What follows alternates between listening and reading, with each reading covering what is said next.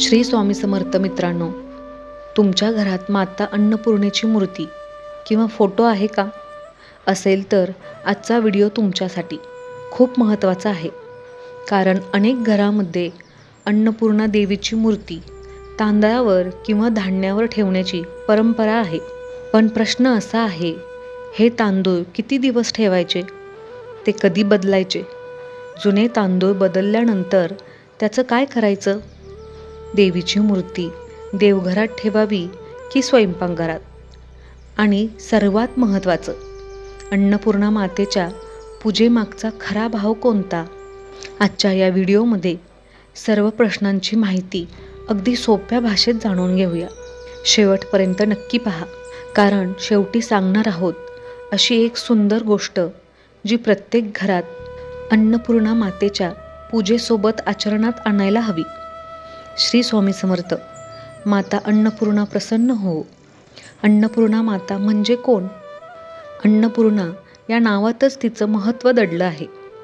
हिंदू परंपरेमध्ये माता अन्नपूर्णेला अन्न, पोषण आणि समृद्धीचे प्रतीक मानलं जातं. आपल्या संस्कृतीत अन्नाला केवळ पोट भरण्याचं साधन मानलेलं नाही. आपण म्हणतो अन्न हे पूर्ण ब्रह्म. म्हणूनच अन्नाचा आदर करणे, अन्न वाया न घालवणे आणि शक्य असेल तेव्हा गरजू व्यक्तींना अन्न देणे याला विशेष महत्त्व दिलं जातं. अन्नपूर्णा मातेची उपासना आपल्याला याच गोष्टींची आठवण करून देते. स्वामी समर्थ आणि अन्नपूर्णा मातेची भक्ती. स्वामी समर्थांच्या भक्त परंपरेतही अन्नदानाला विशेष स्थान आहे.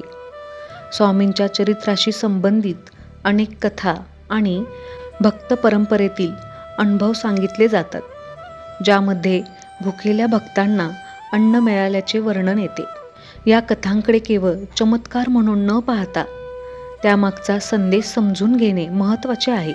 भुकेलेल्या अन्न देणे ही देखील ईश्वर सेवाच आहे. म्हणून घरात अन्नपूर्णा मातेची पूजा करत असाल तर पूजेसोबत अन्नाचा सन्मान करण्याची सवयही जोपासा. घरात अन्नपूर्णा देवीची मूर्ती कुठे ठेवावी? आता अनेकांना पडणारा महत्त्वाचा प्रश्न, अन्नपूर्णा देवीची मूर्ती नेमकी कुठे ठेवावी? याबाबत घराघरात आणि वेगवेगळ्या परंपरांमध्ये पद्धती बदलू शकतात. काही कुटुंबे अन्नपूर्णा मातेला देवघरात स्थान देतात, तर काही ठिकाणी तिचे चित्र स्वयंपाकघरातही ठेवले जाते. त्यामुळे एखादी एकच दिशा किंवा जागा सर्वांसाठी अनिवार्य आहे असे मानण्याची गरज नाही. सर्वात महत्त्वाचं काय, ज्या ठिकाणी मूर्ती ठेवता ती जागा स्वच्छ, नीटनेटकी आणि आदराची असावी. अन्नपूर्णा मातेच्या मूर्तीखाली तांदूळ का ठेवतात? आता येऊया या व्हिडिओमधील सर्वात महत्त्वाच्या प्रश्नाकडे. अनेक घरांमध्ये एका छोट्या स्वच्छ वाटीत किंवा ताटलीत तांदूळ अन्यथा धान्य ठेवून त्यावर अन्नपूर्णा मातेची छोटी मूर्ती ठेवली जाते. ही एक पारंपरिक पद्धत आहे. धान्य हे अन्न, पोषण आणि समृद्धीचे प्रतीक असल्यामुळे अन्नपूर्णा मातेसोबत धान्याचा संबंध जोडला जातो. पण लक्षात ठेवा, फक्त मूर्तीखाली तांदूळ ठेवणे म्हणजे घरात आपोआप संपत्ती येईल असा त्याचा अर्थ नाही.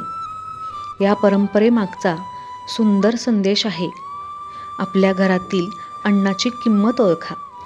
हे तांदूळ किती दिवसांनी बदलायचे यासाठी प्रत्येक ठिकाणी लागू होईल असा एकच धार्मिक नियम सांगणे योग्य ठरणार नाही.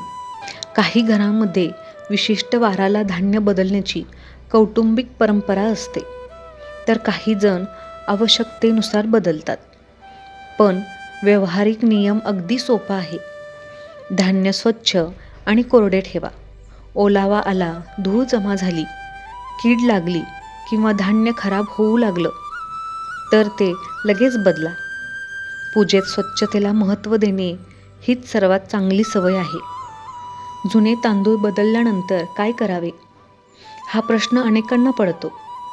जर तांदूळ पूर्णपणे स्वच्छ आणि खाण्यायोग्य असतील तर आपल्या घरच्या परंपरेनुसार त्यांचा योग्य उपयोग केला जाऊ शकतो. पण तांदळाला बुरशी, ओलावा, कीड किंवा दुर्गंधी आली असेल तर ते खाण्यासाठी वापरू नका. देवीला अर्पण केले आहेत म्हणून खराब धान्यसुद्धा खायलाच हवे असा आग्रह करू नका. श्रद्धेबरोबर आरोग्य आणि स्वच्छताही तितकीच महत्त्वाची आहे. अन्नपूर्णा मातेची पूजा फार अवघड असण्याची गरज नाही. सकाळी देवघर किंवा पूजेची जागा स्वच्छ करा. मातेला नमस्कार करा. फूल अर्पण करा. घरच्या परंपरेनुसार हळद कुंकू अर्पण करू शकता.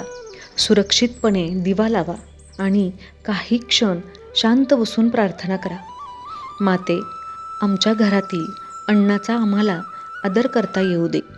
कोणालाही उपाशी ठेवण्याची वेळ आमच्यावर येऊ नये आणि शक्य तेव्हा दुसऱ्याच्या भुकेसाठीही आम्हाला मदत करता येऊ दे.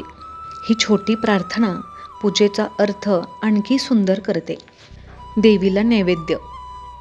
घरात जे सात्विक अन्न तयार झालं असेल त्यातील थोडासा भाग आपल्या घरच्या धार्मिक परंपरेनुसार नैवेद्य म्हणून अर्पण करू शकता. पण इथे एक गोष्ट नक्की लक्षात ठेवा.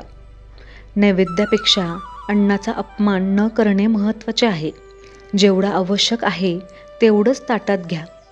अन्न वाया घालवू नका आणि शक्य असल्यास एखाद्या गरजू व्यक्तीला भोजन द्या.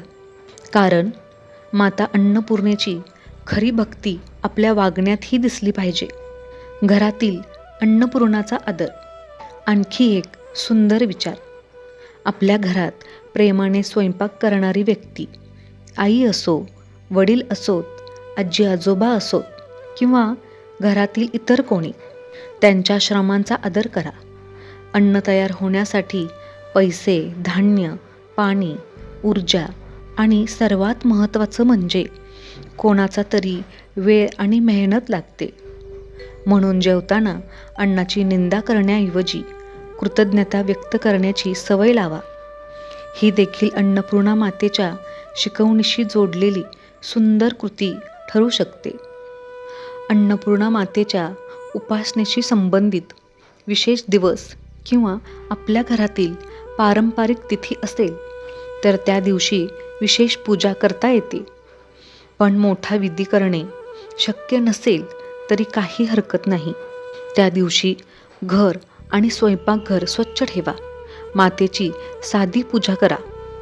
अन्न वाया जाऊ देऊ नका आणि आपल्या क्षमतेनुसार अन्नदान करा. एक भोजनसुद्धा एखाद्या गरजू व्यक्तीच्या चेहऱ्यावर समाधान आणू शकते आणि कदाचित हीच अन्नपूर्णा मातेची सर्वात सुंदर सेवा आहे. शेवटचा महत्त्वाचा संदेश. मित्रांनो, घरात अन्नपूर्णा मातेची मूर्ती असणे ही श्रद्धेची गोष्ट आहे. पण त्याहून महत्त्वाचं आहे अन्नाबद्दल कृतज्ञता.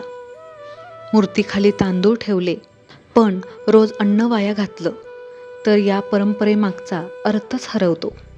देवीची पूजा केली पण समोर भुकेल्या व्यक्तीला शक्य असूनही मदत केली नाही तर भक्तीचा खरा संदेश अपूर्ण राहतो. म्हणून आजपासून एक छोटासा संकल्प करा. माझ्या घरातील अन्नाचा मी कधीही अपमान करणार नाही आणि शक्य असेल तेव्हा एका भुकेल्या व्यक्तीला अन्न देईन.